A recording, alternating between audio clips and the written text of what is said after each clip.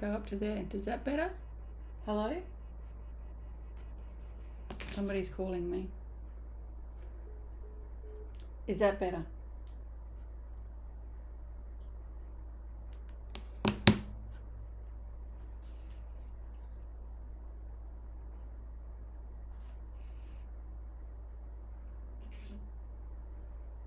We're on. Yay. All right, let's watch that again then, hey? I think you had subtitles. But anyway, we can watch it a bit later on. I can put it in the Facebook group. I don't want to waste your time again. I'm so sorry. Welcome to my 50th birthday party. You're here celebrating with me. I'm 50 today. My mum sent me a message this morning and says you've come full circle. You were born on a Wednesday and now you're celebrating your birthday on a Wednesday. So I do apologise that there was no sound and I got it figured out. Obviously I didn't push the right button somewhere. Anyhow, it's time just to get on with it. Are you turning up differently? Are you thinking differently? Have you realised that you've been holding yourself back? It hasn't been anybody else. It's just been you. And are you done with that? Are you done with holding yourself back from the very things that you need to be doing to have the life that you want? Today, we are talking fear. Now, I have been in states of absolute fear in my life. And when I was told that we were only born with 2 fears, I thought, what a load of shit. To be honest, I was like, what the? Yep, Polly, we were born with 2 fears, fear of loud noises and a fear of falling. All the rest were given to you like a gift. And I thought, what the? And then I thought about it a bit and I thought, okay, what have I got fears of? I've got a fear of frogs. I had a fear of snakes. I had a fear of heights, I thought. I had a fear of what other people would think and what other people say about me behind my back. I had a fear of poverty. I have had fears of all sorts of things. When I found out that all of them were man-made except the fear of falling and the fear of loud noises, I had to have a really hard look at myself and thought, well, why do I still have them? And it was a decision. It was a decision of mine to keep those going. Although it was a subconscious decision, it was a decision. Now, back when it was 2001, so take off that many years. That many years ago, 25 years ago, so I was 25. My husband and I, we decided that we are going to go, we were in Perth and we decided that we were going to go to these trees that they have down there in Albany, whatever. And they're bicentennial trees, they're carry trees, and we were going to climb one. Now, I didn't really understand my fear of heights. I knew I had a fear of frogs then. I also knew I had a fear of snakes, but one of my boyfriends had pet snakes, so I'd sort of gotten over that because I used to feed them and hold them and they weren't that scary after all, so I had sort of removed that. I did still have a fear of frogs, and I can tell you a story about that one too. However, this was a fear that I wasn't quite sure that I had. And then we were going to climb up these trees. Now, these trees have like Rio rods, maybe about this wide, poking out of the tree, and they go up in a spiral, and then there's wire around it. And we were going to walk up the top of these, 52 meters up, go to the lookout up there, then come back down. Simple, hey? Really easy. My husband's like a monkey, off he went. I got up maybe the height of a house, and then I looked down. Everything froze. My hands went all sweaty. I started crying. I was shaking. I'm calling out to my husband and I'm saying, I can't do this. And he's like, righto, just go down. You could just imagine the steam coming out of my ears too, because I used to be a very big reactor back then. So there was a few F-bombs coming out of my mouth as I had to go back down backwards to get back down to the ground. And my husband didn't follow me. He kept going. Now, you can just imagine what reactive Polly was like for the rest of the day. I was so dirty at him because he didn't come down with me, and I was also so jealous because he didn't have a fear of heights. He was not scared, or if he did, he didn't show it. And mine stopped me. Mine would not let me do the one thing that I wanted to do because I wanted to go up there. I wanted to be with him. I wanted to see what it was like up there. But my fears stopped me. So, in 2019, when I'd started this business and Bob had introduced me to this idea that we only have 2 fears that we were born with and the rest were gifts, if you want to call them gifts, I thought, okay, I'm going to overcome this. I am going to overcome this fear. We went back to the same place. We took the kids. Craig went up first. Then Hannah decided, no, I'm not doing it. Ryan said, yep, I'm behind you, Dad. And then Maddie decided to go up after me because I said, I can't be the last one. I can't be the last one. Anyway, Ryan went up probably the same height that I went up, and he looked down and he says, I can't do this, Mum. Mum, that's okay. Now, I'm telling my hands, hold on to that, hold on to that, move my feet, telling my body to do things every single step of the way. Now my son is starting to come down. You can go on the outside of a person or on the inside of a person. I had to move because I'm the mum, hey? I had to move to the outside, right close to the wire, to let him come down closest to the tree. There was another thing that I had to overcome. I thought, oh my God, this is real. This is still real. However, I overcame it. I got to the top. I was shaking. I did alive at the top of this tree. And then I came back down again. They were 2 worlds apart. And do you know what the difference was? It was knowledge. The difference between the fear I felt back in 2001 compared to 2019 was knowledge. The only thing that keeps us stuck is ignorance. So it's my job today to give you some knowledge about fear and how to turn it into faith so that you can start to turn up like the boss that you are. You were not meant to tiptoe through life and make it safely to death and live a mediocre life. We are all supposed to be heroes of our life. We are supposed to be pushing the boundaries. We are supposed to be growing. And we're supposed to be living, not dying on our way to death.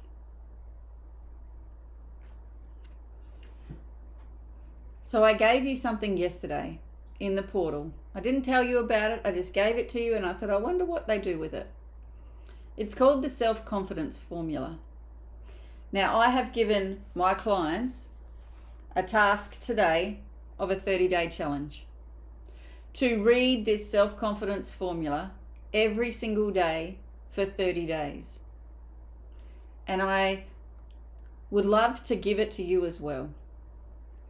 I'm going to read this to you because it is a really nice piece, and I did it for the first 90 days that I became a coach with Bob Proctor because my confidence was not up there. I wasn't taking action on the things that really scared me.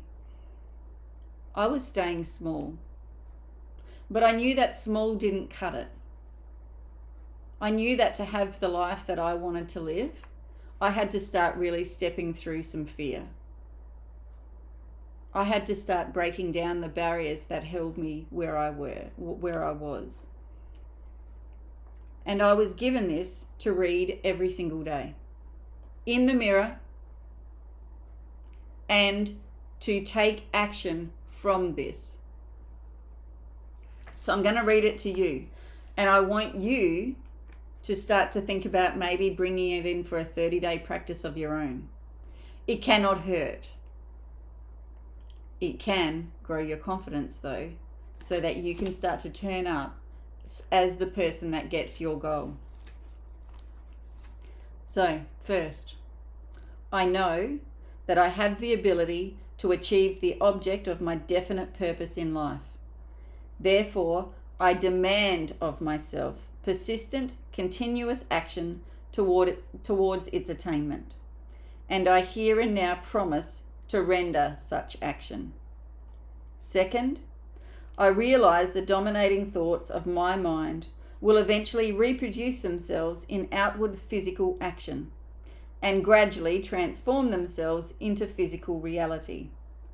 Therefore, I will concentrate my thoughts for 30 minutes daily upon the task of thinking of the person I intend to become, thereby creating in my mind a clear mental picture of that person.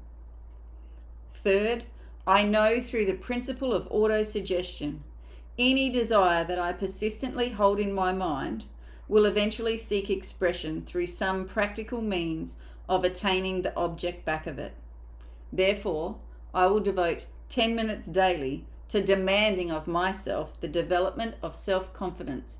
Now, I want you to think about what that means. How do I demand of myself the development of self-confidence? It's doing something that you fear.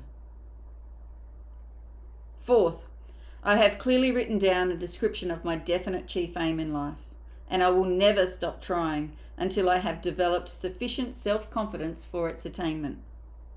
Fifth, I fully realize that no wealth or position can long endure unless built upon truth and justice. Therefore, I will engage in no transaction which does not benefit all whom it affects. I will succeed by attracting to myself the forces I wish to use and the cooperation of other people. I will induce others to serve me because of my willingness to serve others. I will eliminate hatred, envy, jealousy, selfishness, and cynicism by developing love for all humanity, because I know that a negative attitude towards others can never bring me success. I will cause others to believe in me because I will believe in them and in myself. I will sign my name to this formula, commit it to memory, and repeat it aloud once a day with full faith that it will gradually influence my thoughts and actions so that I will become a self-reliant and successful person. Now, do you think that if you read that every day for 30 days, you would start to change some of your thoughts?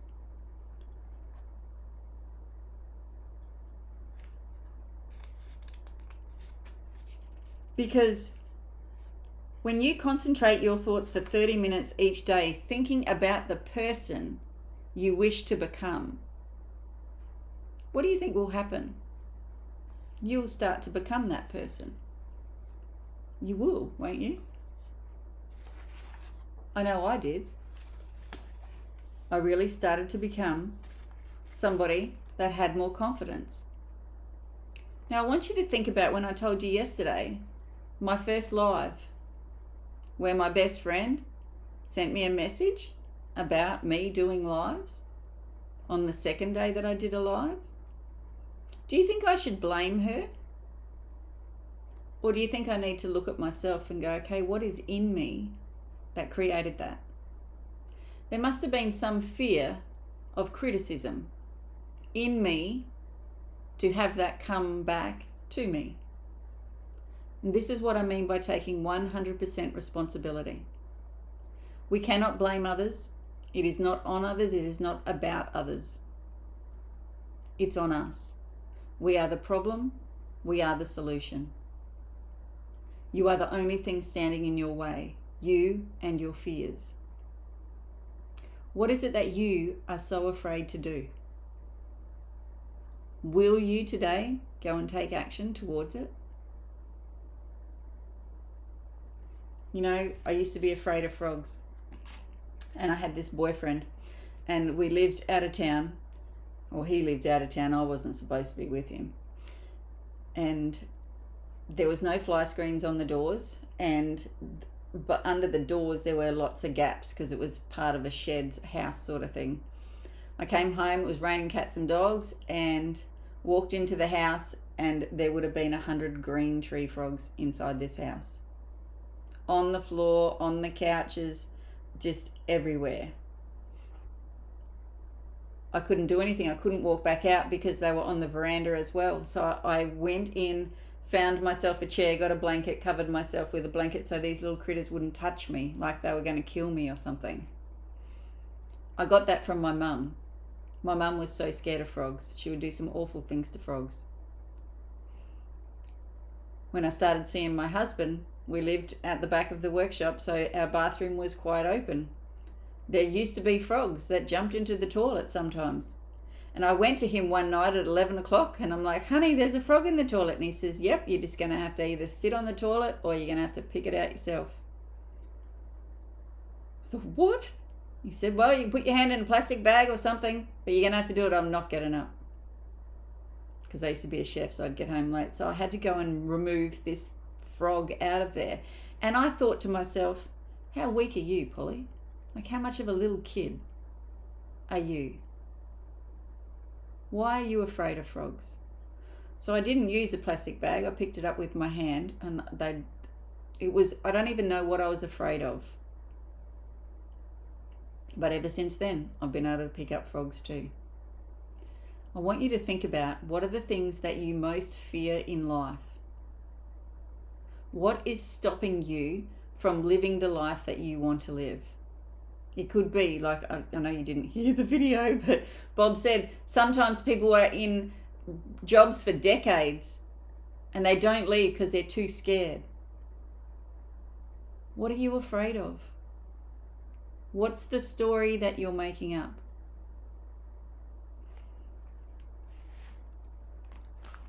Now, there's a little acronym, hey, for fear, false evidence appearing real. You can go down there because that is so true. There is no evidence. It's all made up in your head.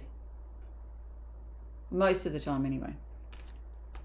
I'm going to put my iPad back up because I want to really get you to think about this in terms of that stick person, right? That beautiful, so technical drawing that I gave you yesterday. Now I just have to move myself over a bit, no?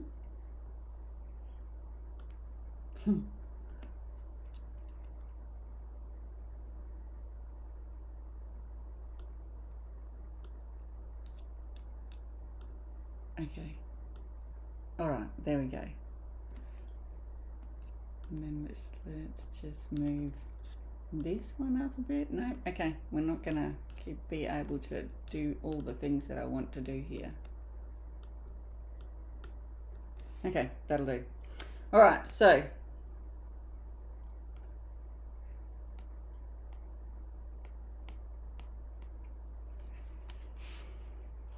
it is only ignorance that is stopping you from stepping into the fear. Now, how does fear start? It doesn't just start as fear. It starts as worry or doubt. So you can think of, right, in my conscious mind, there's the tree, and there's me. That was what I was worried about. Now, what is worrying?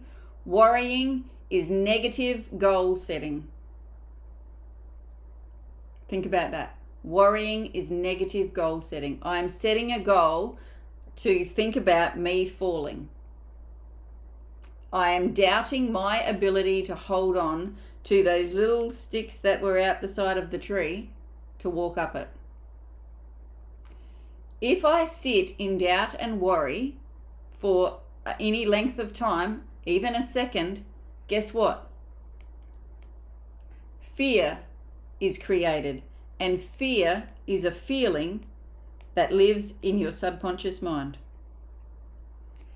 That fear will make my body do certain things. Sweaty hands, cry, like create more stories, and then they feed off each other. So then I get back involved with that picture of falling and then straight back in there to more fear. Can you see how this works? And remember what I said, fear is a choice. It is a decision. Both faith and fear demand that you believe in something that you cannot see. Now, I hadn't fallen. Nothing bad had happened. But my body was reacting to the feeling of fear, which I set up in my consciousness from worry and doubt. Is that clear to everybody? Oh, good. I'm glad that frogs are good.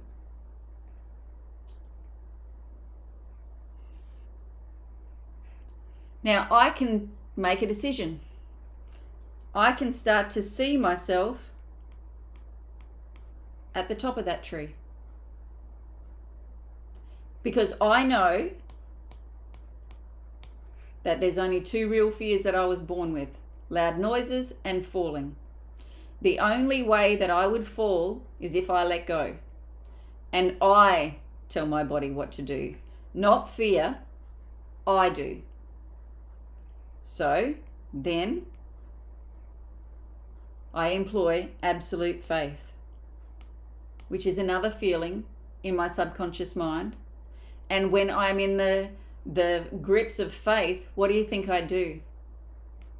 I do the action that I set out to do to get me the result that I wanted, to do alive from the top of that tree and conquer the fear. Does that make sense? This is ignorance. This is knowledge. I have not fallen. Nothing has happened. It is just all in my imagination. You can use your imagination for you, or you can use your imagination against you. That is all your choice. I know so many people that play what-if games against themselves. They worry about things that haven't even happened. They make up stories, they talk about it, and then they grow that bigger and bigger and bigger. And then they get into the negative goal setting.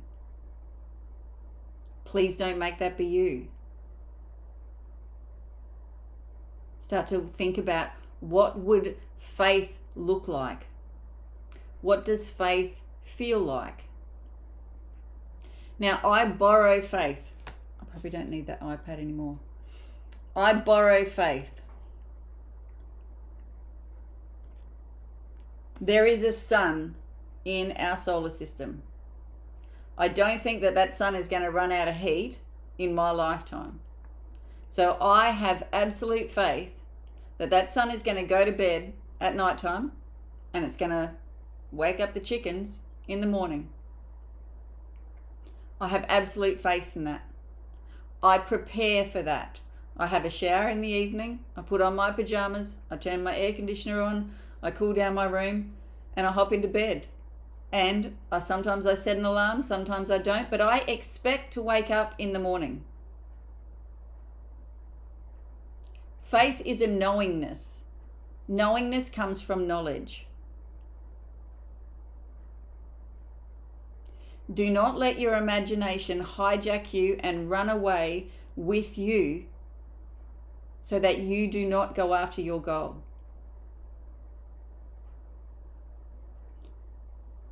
This is why this book that I write in every day is so important to me. I write so that I remember. Have you ever noticed that the thing that you're going after when you're stuck in fear is not even anywhere near your mind? It is not something that you can pull up with ease. But what if you had a gold card in your pocket and you see, like, you feel the fear and you're like, oh my goodness, but you understand this now. You're like, oh, I'm in fear. What does it mean when I'm in fear? It means I'm entertaining an idea that is contrary to what I have on my goal card. That's what it means. And if I stay with it long enough, if I stay with this fear long enough, I will start creating results. Because my body is vibrating and doing certain things. I'm either crying or I'm sitting in the corner and not doing any work, or I'm not taking action. So it is holding my goal away from me. This is fear. This is your goal. It is on the other side of it.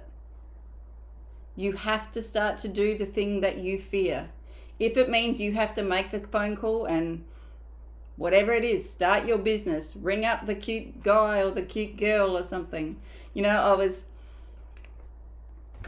20 something years ago, I wrote a relationship that I wanted to have. I'd gone out with a few deadbeats and they were all drug addicts and stuff. Not addicts, but you know, they were selling the stuff and making a bit of money and stuff on the side. And I thought, I just don't want this life anymore. I want to settle down soon and I want to have kids, and I don't want kids to grow up in that sort of environment or life. So I wrote all these things down. Anyway, my husband just came up and kissed me at the golf club one night. And the other night, I think it was while we were in Miami, and he said, "Do you understand how much fear I had to go through to walk up to you at the golf club that night?" I was like, "What?" It's like, "Yeah, I had to overcome so much fear just to walk up to you." And he said, "And then I didn't even know what to say, so I don't even know where Merry Christmas and Happy New Year came from, and then I kissed you." He said, "I was just taking action." And I still remember how much fear I was in. And I thought, oh, okay, rightio. I didn't know that. Like, sometimes you don't find things out until like 27 years later. Anyhow, what is the one thing that you are so afraid to do? What is the thing that's holding you back? Mine was doing a live because I feared criticism. That was one of my first ones when I started this business, right? Then, of course, you get feedback.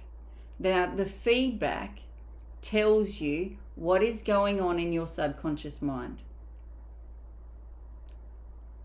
That's what it's for, so that then you know the area that you need to work on next. So when I got that feedback, because I was crying when my best friend sent me that text message, I was all upset and I thought, what have I done? And blah, blah, like poor me being the victim. Hang on a moment, Polly. You created this. Your fear created this. Now what are you going to do about it? What other people think of me is none of my business. What other people think of me is none of my business. And then what I had to do was write some gratitude. Now, I haven't really taught much about gratitude this time around. I'm going to teach you some about it now. This little book is called The Science of Getting Rich. It's written by Wallace D. Wattles. I'm pretty sure it was written, like, the first copy was maybe back in 1911 or something. Anyway, somebody can look that up if they want to debunk me or anything. But anyway, it was back in the early 1900s. There are some things that we need to understand. The first is that we are spiritual beings living in a physical body. We are governed and ruled by our emotions, but we also have an intellect. Remember yesterday I said we've got some intellectual faculties. We have imagination, we have intuition, we have a will, we have reasoning, we have perception, and we have a memory. Now, a lot of these people are using against themselves. They're using their perception to look for the dangers instead of looking for the good. They're using their imagination to imagine all the things that could go wrong instead of imagining the good. But there is one source that all the energy comes from.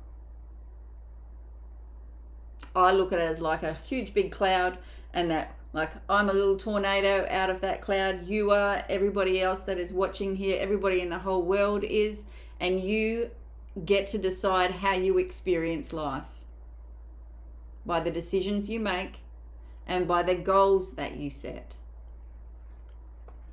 So I'm just going to read you some of these things from this gratitude chapter. First, you believe that there is one intelligent substance from which all things proceed. Secondly, you believe that this substance gives you everything you desire. And thirdly, you relate yourself to it through a feeling of deep and profound gratitude. When good things come to us, the more gratefully we fix our mind on the supreme power, the more good things we will receive, and the more rapidly they will come. The reason for this is simply that the mental attitude of gratitude draws the mind into closer touch with the source from which the blessings come. Now, some of you can call that God, some of you call it the universe, some of you call it source, some of you call it spirit. It's got a multitude of names, but it's still just one entity. The law of gratitude is the natural principle that action and reaction are always equal and in opposite directions. So whatever you put out love, love is going to come back to you. You put out good, good will always come back to you. Love is the highest energy that there is. You know, I had some moments in my life, and I would think, okay, what am I going to respond with here? I can respond with this, or I can come from a place of love. Love is when you are at your most powerful. If I love this person, even if they've said nasty things in a text, send them love. They need it way more than me. Even that's negative. So it's just send love. Be love. Want to help people. Want to give people the impression of increase. Give them more, so that when they feel an increase by coming in touch with you in your life, smiling at somebody. I always love Dolly Parton. If you see somebody without a smile, give them yours. The grateful outreaching of your mind in thankful praise to the supreme power is the liberation of expenditure of force. It cannot fail to reach that which it is addressed, and as a result, good responds with an instantaneous movement towards you.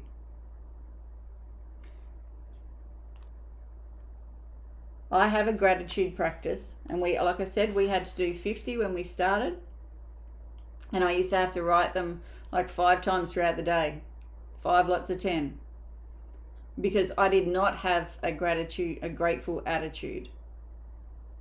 I was like, they should just do this and do that and do this. It was not, thank you so much. Thank you. Thank you for being able to turn the power switch on and having electricity and lights that turn straight on. Thank you for turning the tap on and having water that flows. Thank you for my husband that is always there to help me whenever I need help. Thank you for my kids that want more all the time. Thank you for my car that gets me from A to B. Thank you for my friendships and the people that are in my life, helping me do even better. There is no end to what you can feel grateful for. And the more that you can feel grateful, even when you don't have what you want, especially when you don't have what you want, the faster it will come to you. Now, I have, on average, 5 gratitudes that I will have when my goal is here. And my goal, a lot of my goal is to help more and more people. Even today, I write down, please help me serve others today. Please, just help me serve others. Because the more people that start to live this material and start to understand it, the better this world will be. Now, before we leave fear, because I want to really get into faith, I've got a video to show you. Now, we're going to hear this one. Oh, now we've just got to make sure I can pick the right video up. Here we go.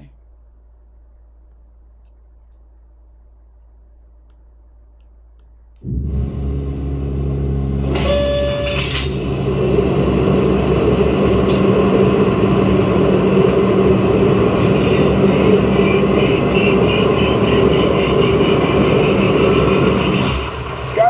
is a really interesting confront with fear. I gotta stand up.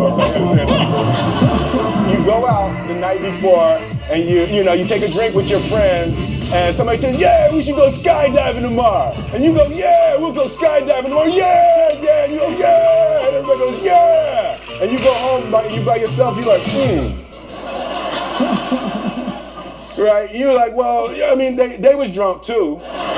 So then that night you're laying in your bed and you just keep, and you're terrified. You keep imagining over and over again jumping out of an airplane and you can't figure out why you would do that. So you get there and then you have this safety brief and you're standing there and the guys will tell you, well, if the chute doesn't open, what's going to happen is you're doing, well, why the hell, what could happen? So you get onto the airplane and you're sitting there and it's extra because you're sitting on some dude's lap, some stranger, trying to make small talk. Yeah, man. So you be jumping with people all the time, huh? So you fly and you go up to 14,000 feet and somebody opens the door. And in that moment you realize you've never been in a freaking airplane with the door open. Terror, terror, terror, terror. And then people start going out of the airplane.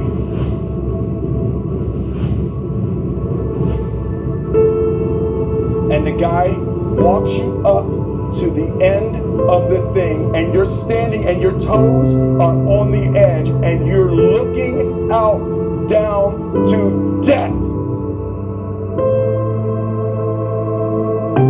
They say, on three.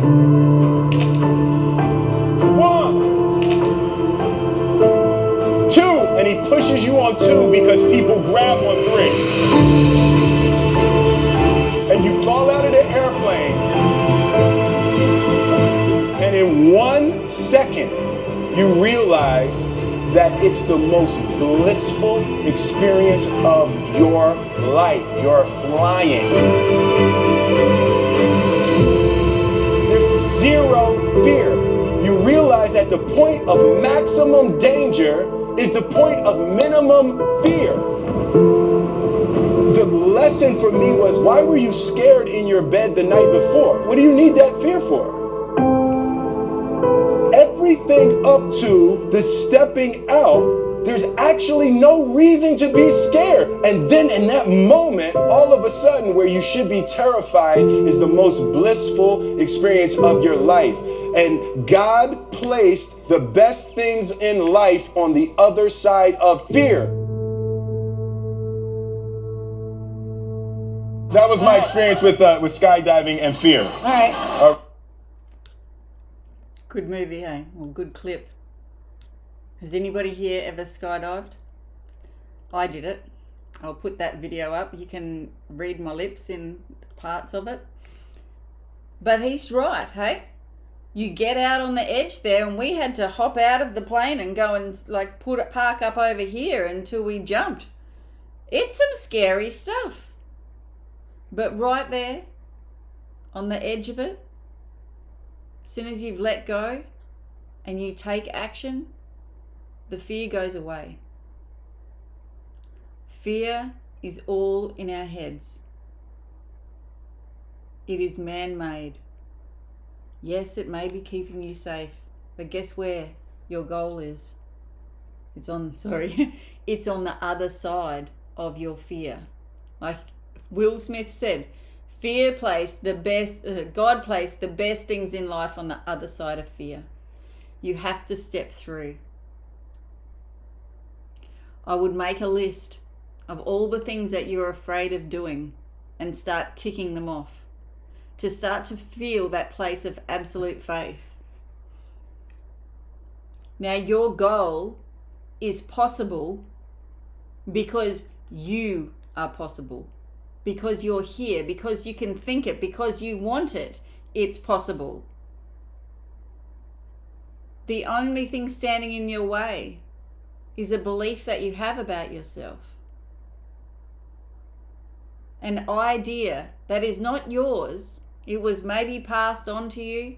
You know, I had a friend once that wanted to be a nurse. And she said to me, she said, I can't be a nurse because I'm no good at maths. I said, who told you that? She said, well, you were at school with me. The teachers did. My mum did. I said, well, what if you started telling yourself that I am so good at maths? And she said, well, that's a lie. And I said, well, it will be if you don't do anything about it. But if you start talking to yourself differently and start telling yourself a different story, you can overcome that.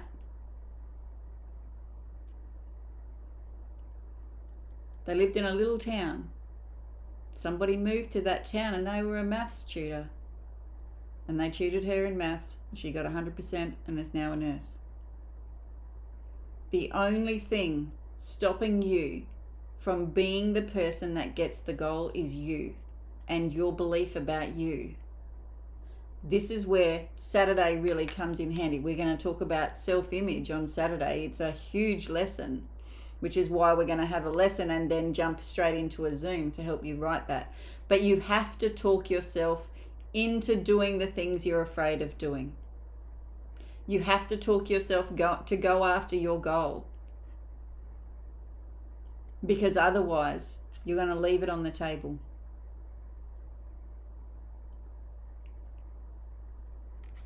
And is that the life that you really want to live?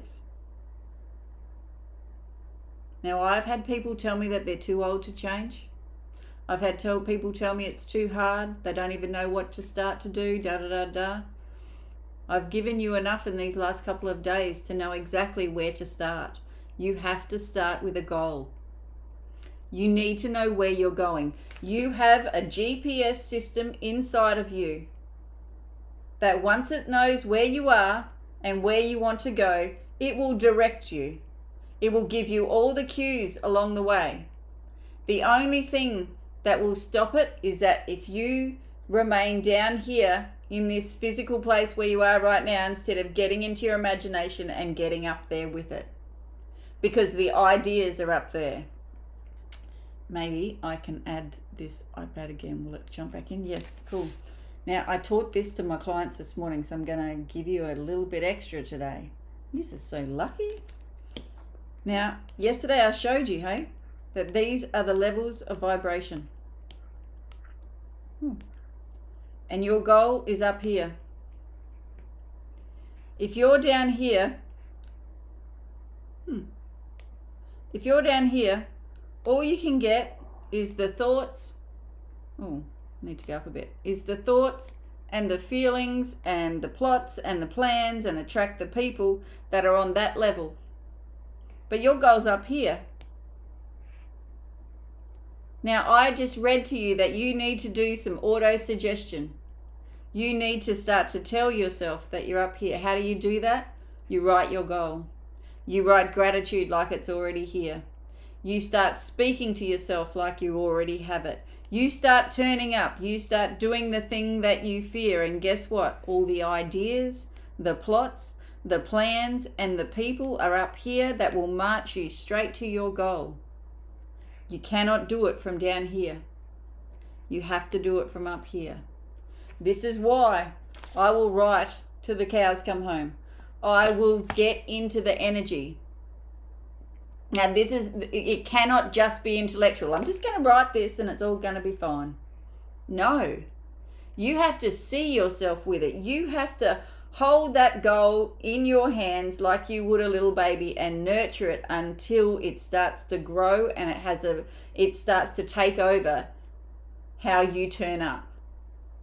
It will dictate how you dress. It will dictate how you speak. It will dictate the people that comes into your life. It will start to change everything.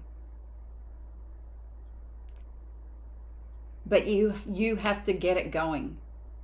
You're the one that has to start it off. It's not going to do it on its own. And you have to have that feeling of absolute belief.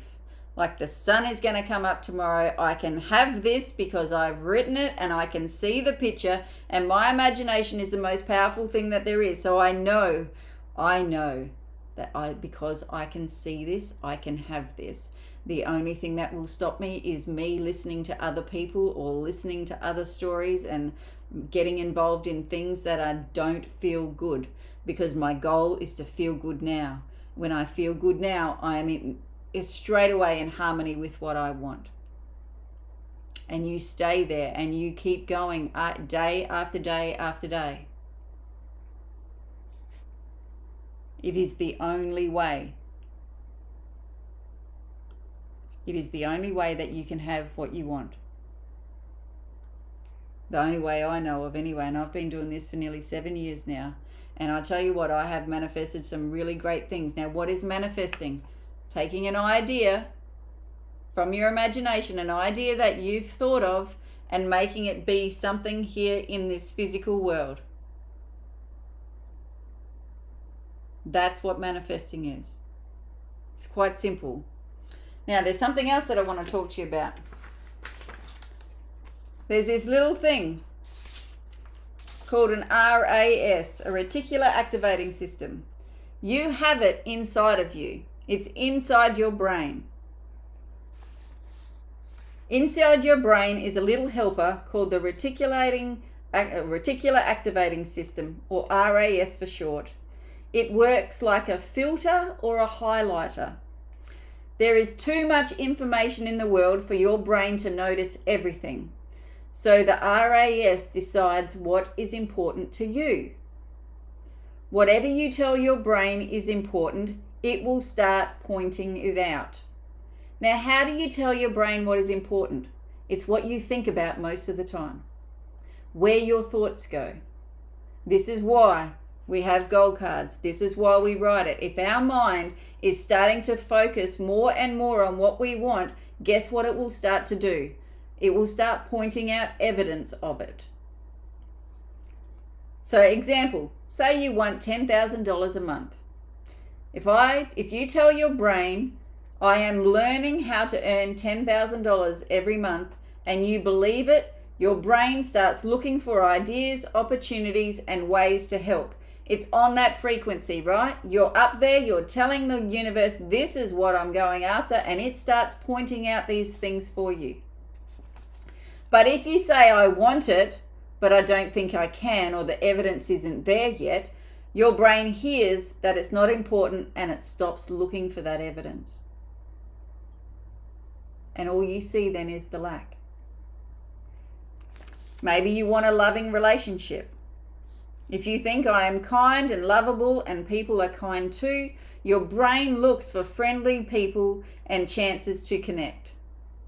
Right? When I wrote down all these things of my husband to be, the person I wanted to, and then all it did was bring him to me. If you think people always hurt me, your brain looks for problems instead. The world did not change, your focus did. Maybe you're somebody there's a few coaches in here, so I've given you a coach example. If you believe that there are people who truly need your help, your brain starts noticing who is asking the questions and who looks stuck. Those people were always there, but your brain just starts pointing them out. Your brain is never broken. It's always listening. Whatever you train your brain to look for, it will help you find. You don't see what you want to see. You see what you train your brain to notice. So you think about all the conversations that you're having. Are they of absolute fate that this is all working out for you? Are they that things are turning around? Or are they the doom and gloom of what, or blah, blah, blah, blah, blah, blah? Do you really understand? You have everything you need to point you in the direction of everything that you want. You just need to train yourself differently.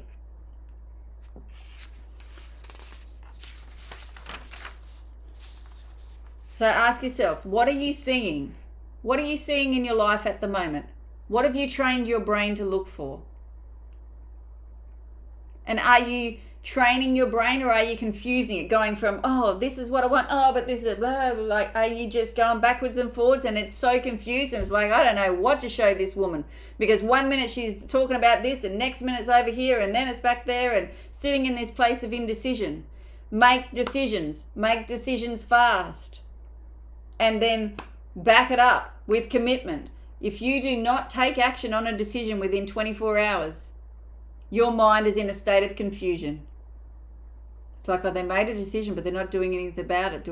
What do I bring them? What do I bring them? Have you ever decided that you're going to buy a car, and then all of a sudden you start to see that car everywhere?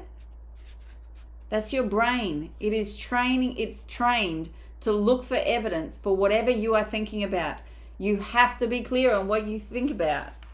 What are you thinking about? Now let's get into a bit of faith. We've got a few minutes left. What is faith? Faith is the ability to hold an inner picture and feeling even when the outside world has not yet changed. Faith is not created. It's not found. You display faith. You know, I had an idea that I wanted to go to Scottsdale at the end of this month, and I decided that I pay a certain amount of money for my flights. Now, I've got people telling me, I'm sorry, that's not going to happen this time, Polly, blah, blah, blah. And I said, no, that's okay. I'll get them. And for about 3 weeks, they kept sending me messages. It's not happening. You're going to have to buy these ones. I said, no, I'm not paying that. I'm not paying that amount of money. I pay this. And I have absolute faith that it's going to happen. I got the price that I wanted. I got it actually about $3,000 cheaper, but I got the price I wanted because of my absolute faith, because I don't take other people's opinions as truth. I decide what's true, not other people. They have their own stuff going on, and they've got their own belief system, and they've got their own evidence. I decide. You have to have that same conviction. Now, the faith formula, repetition, the same thought practiced daily. This is why we have a goal card. This is why we write our goal on it. This is why we write things out. It's the same thought, the same picture, practiced daily. Emotional involvement, feeling calm, certainty. I don't have to argue. I did not have to give them a big spiel. I just said, no, I'm not paying that. The price will change. Noticing small wins. You are not going to get it in a big, huge wins. It's going to be a lot of small wins adding up, and noticing them. Remember what I said the other day, celebrate your wins. Find a group of people that you can celebrate your wins with. Persistence, staying with it despite doubt. Faith always begins with a choice. It's your decision. You decide what you're willing to believe, even before it feels true. Now, a lot of people say, I'll believe it when I see it. No, you'll see it when you believe it. So if you haven't seen your goal yet, it's because your belief is just not quite there yet. Faith thinks in pictures. Remember, I drew the picture. That's all I could think about was falling out of the bloody tree. The mind believes what it can imagine. Faith grows when you create a clear mental picture of who you are becoming and how your life looks when it works. This is why I say have one snapshot. Don't try and change the picture all the time. Just have one clear snapshot of you having your goal. All I saw myself was getting the bill of the price, and then me seeing myself on the plane. That was it, just 2 pictures. Add feeling. A thought with feeling is powerful. Calm, confidence, peace, and gratitude tell your subconscious mind that the belief matters. Gratitude. You really have to get into a gratitude practice. Repeat it until it feels normal. The only reason we fail is that it doesn't feel normal. Faith strengthens through repetition. When a thought is practiced often enough, the mind stops resisting it. You need to hear something between 11 and 14 times before you can even begin to start to accept it as true, if it is not something that is been like a part of your life before.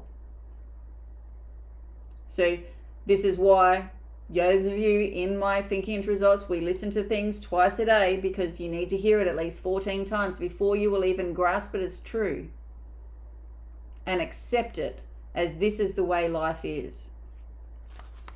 And faith grows when you notice small signs of progress. Tiny evidence builds faster than waiting for big results. Now, I have a little trick for this, right? Because sometimes we don't see evidence. We don't see any evidence at all for a very long time. So I look for numbers. I have 11 and 76. They are two of my numbers that if I see, I get into that calm confidence. Oh, everything's working out. Beautiful. Thank you. I also have some animals, butterflies and rabbits. Whenever, I have circumstances in my life too. Nothing is just perfectly rosy. I have obstacles and challenges all the time. Whenever I notice a butterfly or a number 11 or a number 76 or a rabbit, instantly my calmness just comes down. It's just like, oh, everything's working out. I always get exactly what I want. How cool. Thank you so much.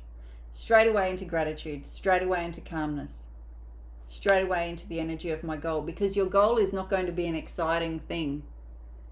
When your goal is here, it is going to be, oh, today, like you want it because you want to feel freedom. You want to feel calmer in life. You don't want it to be so erratic and topsy-turvy. You don't want it to be a struggle. You don't want it to be a fight. You want calmness. You want joy. You want appreciation. So you start to find ways to bring that down.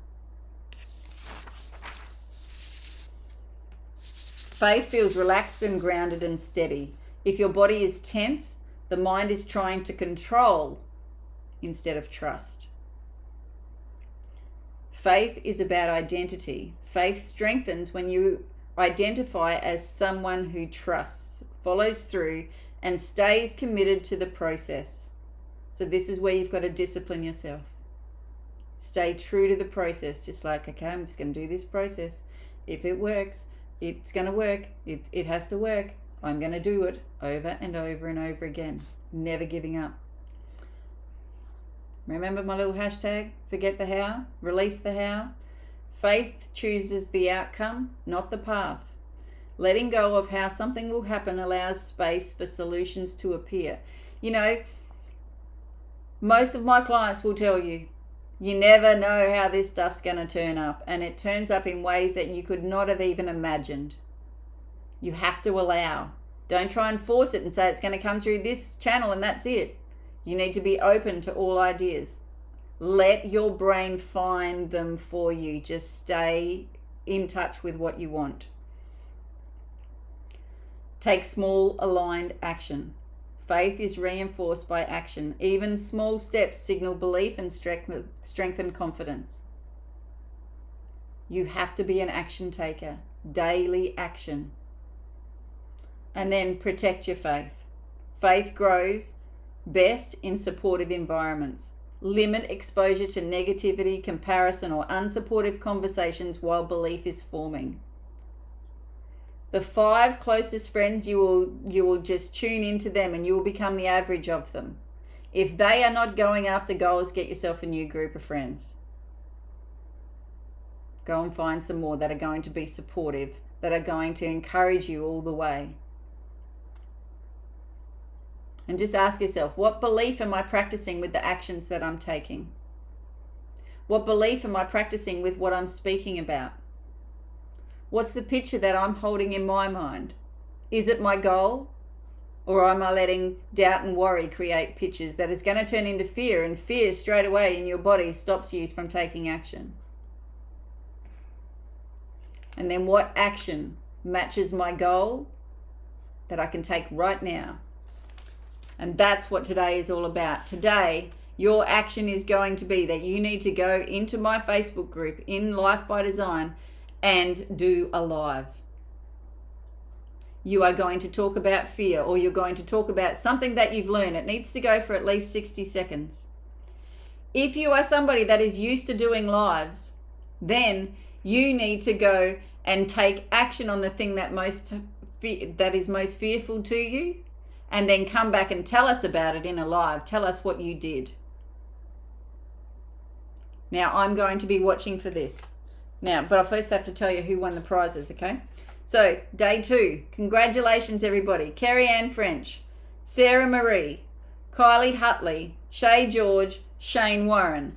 You guys, you have to go to the portal and find the administration email there and email your address to that email. That's what you have to do. This is your action. You need to understand that you have to be an intelligent follower to be able to get your prizes. So go and take action. So those of you that are still here, you're off to do a live, and you're off to take action on the thing that scares you the most. Are you ready? 5, 4, 3, 2, 1.